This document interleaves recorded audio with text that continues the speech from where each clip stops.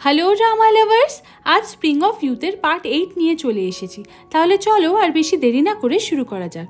তো আগের পার্টের শেষে আমরা দেখেছিলাম বম ওর পার্ট টাইম জব থেকে ফিরে যখন ওর বাড়ির ছাদে আসে তখন দেখে ওর সেই ফেভারিট হোয়াইট পিয়ানো ওর সামনেই আছে, যেটা দেখে বম ভাবে এই পিয়ানোটাকে কে এখানে নিয়ে এসেছে। ঠিক তখন ওখানে সাগে চলে আসে এবং বমকে বলে, হ্যাঁ আমি এইটা কিনে এনেছি যাতে তোমার থেকে কিছুটা সময় অন্তত আমি পেতে পারি, কারণ রেস্টুরেন্ট ওনার আমাকে বলেছিল তুমি নাকি ওখানে পার্ট টাইম জবটা শুধুমাত্র এই পিয়ানোটার জন্যই করছিলে। বম এইসব শুনে ভীষণই ইমোশনাল হয়ে যায়, কারণ বমের মায়ের গিফট করা পিয়ানোটা আজ থেকে ওর কাছেই থাকবে। এরপর সাগে বমকে বলে তুমি পিয়ানো প্লে করো, আমি গিটার প্লে করব। এরপর ওরা দুজন একসাথে কিছুটা টাইম এইভাবেই কাটায়। এরপর সাগে নোটিস করে যে কেউ ওদের ফটোস ক্লিক করছে, সেই জন্য সাগে ওর গিটার রেখে নিচে নেমে আসে লোকটাকে সেটা দেখার জন্য। এরপর লোকটা যখন সাগের পাশ কাটিয়ে চলে যাচ্ছিল তখন সাগে লোকটার মুখটা দেখে নেয় এবং চিনতে পেরে যায় যে এটা তো সাগের এজেন্সিরই একজন মেম্বার মিস্টার কাং। এরপর সাগে ডিরেক্ট মিস্টার চোয়ের কাছে আসে এবং মিস্টার চোকে জিজ্ঞাসা করে, আপনি কেন আমার সাথে এইগুলো করছেন? আপনি নিশ্চয়ই মিস্টার কাংকে বলেছেন আমাদের পিকচার ক্লিক করতে। আমি আমার পিকচার তোলার কথা ছেড়েই দিলাম, কিন্তু আপনি কেন বমের পিকচার ক্লিক করাচ্ছেন? সেদিন রাতে ড্রিঙ্ক করে আমি এমন কি বলে দিয়েছিলাম আপনাকে যে তারপর থেকে আপনি আমার পেছনে পড়ে আছেন?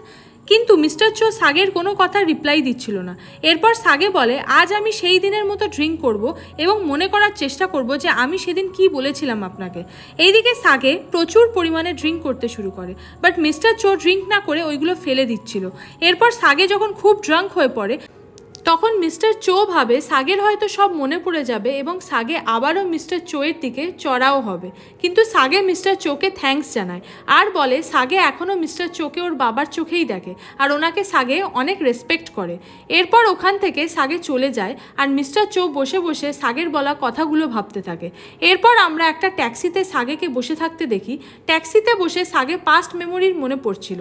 এরপর হঠাৎ করে একটা স্ট্রং আলো চোখে এসে পড়ে, যেটা দেখে সাগে ঘাবড়ে যায়। এইদিকে আমরা বমকে ওর বাড়ির সামনে দেখি। ও সাগের জন্য চিন্তা করছে, কারণ সাগে অনেকক্ষণ হয়ে গেল বাড়ি ফেরেনি। এরপর বম দূর থেকে সাগেকে আসতে দেখে। ওপর থেকে তেয়ংও ওদের দেখে নেয় এবং নিচের দিকে আসতে থাকে। এরপর সাগে যখন বমের কাছে আসে তখন বম সাগেকে বলে, তুমি এতক্ষণ অবধি কোথায় ছিলে? ফোন কলসও তুলছিলে না, তুমি এত ড্রিঙ্কই বা করেছো কেন?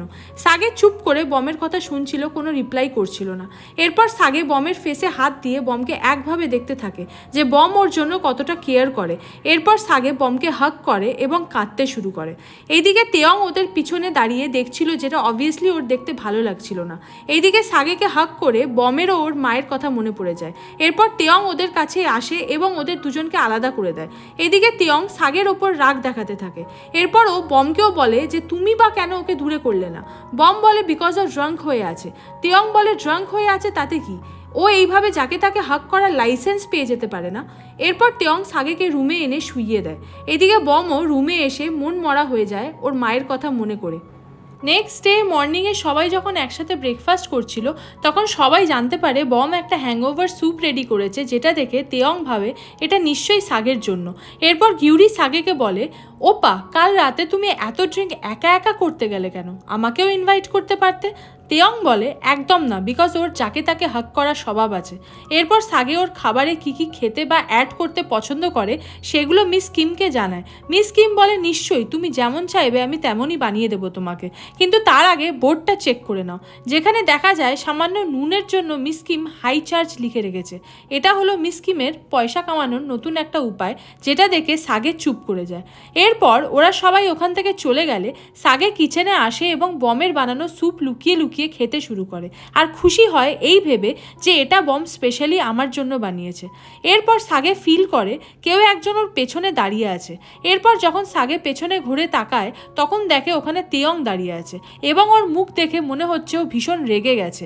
এরপর তেয়ং সাগেকে জোর করে ছাদে নিয়ে আসে এবং বলে, কাল রাতে তোমার একটু হলেও হুঁশ ছিল, সেই কারণেই তুমি বমকে হাক করেছিলে, তাই না? সাগে বলে, আমি সত্যি বলছি, কালকের কথা আমার কিছু মনে নেই। আর তুমি আমার সাথে এমন ব্যবহার কেন করছো? তুমি এমন করছো যেন আমি তোমার গার্লফ্রেন্ডকে হাক করেছি। তুমি এমন ভাব করছো যেন তুমি বমের বয়ফ্রেন্ড। হ্যাঁ হতে পারে তুমি বমকে ছোটবেলা থেকে চেনো, তার মানে এই না যে বমের ওপর শুধুমাত্র তোমার অধিকার থাকবে আর কারুর নয়। ভালোবাসা কোনো জবরদস্তি হয় না, তাই বম মন থেকে যাকে চাইবে তাকেই ডেট করবে। এটা তুমি আর আমি ঠিক করতে পারি না যে ও কাকে পছন্দ করবে। আজ কথায় কথায় সাগে তেয়ংকে বুঝিয়ে দিল যে সাগেও বমকে পছন্দ করে আর ওকে ওর গার্লফ্রেন্ড বানাতে চায়। এরপর আমরা বমকে দেখি বম ওর রুমে কালকের রাতের সাগের করা হাগের কথা মনে করছিল। এরপর ও নিজেকে বোঝায় যে না, আমাকে এসব চক্করে পড়লে চলবে না, আমাকে নিজের ফিউচার আগে সেট করতে হবে। এরপর বম ওদের ব্যান্ডের মেম্বারদের ছবি এঁকে দেওয়ালে লাগিয়ে দেয় এবং বলে, দেখো আমরা একদিন সবাই লাইফে সাকসেসফুল হব। নেক্সট ডে মর্নিংয়ে ওরা যখন সবাই মিলে ইউনিভার্সিটিতে যাবে বলে বাড়ির বাইরে আসে, তখন দেখে সাগে ওখানে নেই। এরপর তেয়ং ওদের বলে সাগে তাড়াহুড়ো করে রুম থেকে বেরিয়ে গেল একটু আগেই, যেন ওর কোনো ইম্পর্টেন্ট কাজ আছে তাই জন্য। আমি ওকে জিজ্ঞাসা করে আর ডিস্টার্ব করিনি যে ও কোথায় যাচ্ছে। এরপর বম মন খারাপ করে ওখান থেকে যেতেই যাচ্ছিল, তখন গিউরি কাঁদতে শুরু করে আর বলে, কারোর ওপ্পা সাগের জন্য কোনো চিন্তাই নেই, ও বেচারার এখন নিজের কোনো পার্সোনাল কার হাউস কিছুই নেই, যার জন্য এখন লোক আর আগের মতো ওপ্পাকে নোটিসও করে না। কিন্তু আমি করি, আমার সাগে ওপ্পার জন্য খুবই চিন্তা হয়, কে জানে ও কীভাবে আছে। বম গিউরিকে বলে, তোমার হয়ে গেছে, তাহলে এবার আমরা যাই। গিউরি ওর চোখের জল মুছে নেয় আর বলে, আমি ইমোশনাল হওয়ার অ্যাক্টিং প্র্যাকটিস করার চেষ্টা করছি, যাতে সাগে ওপ্পার সামনে কেঁদে কেঁদে ওপ্পাকে পটাতে পারি। যেটা শুনে তেয়ংয়ের একদমই ভালো লাগে না। নেক্সট সিনে আমরা দেখি সাগে ওই লোকটার বাড়ির সামনে চলে এসেছে, যেই লোকটা ওদের ফটোস ক্লিক করছিল, মানে মিস্টার কাংয়ের কাছে। সাগে মিস্টার কাংকে বলে, আপনি নিশ্চয়ই বুঝে গেছেন আমি এখানে কী জন্য এসেছি। আপনাকে বলতে হবে আপনি কেন বমের ফটো ক্লিক করছেন এবং ওর ওপর নজর রাখছেন। আপনাকে এইগুলো মিস্টার চো করতে বলেছেন। মিস্টার কাং বলে, আমি বেশি কিছু জানি না, শুধু জানি মিস্টার চো তোমার সাথে বমের মেলামেশা পছন্দ করে না। উনি চায় তুমি বমদের বাড়ি ছেড়ে অন্য কোথাও অনেক দূরে চলে যাও এবং ইউনিভার্সিটি ছেড়ে দাও, তোমার নিউ ব্যান্ড ও ছেড়ে দাও।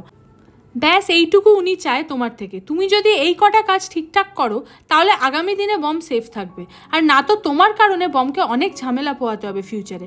যেটা শুনে সাগের শক হয়ে যায়। এরপর সাগে ডিরেক্ট মিস্টার চোকে SMS করে বলে, আপনি যদি বমের কোনো ক্ষতি করেন তাহলে আমার থেকে খারাপ কেউ হবে না।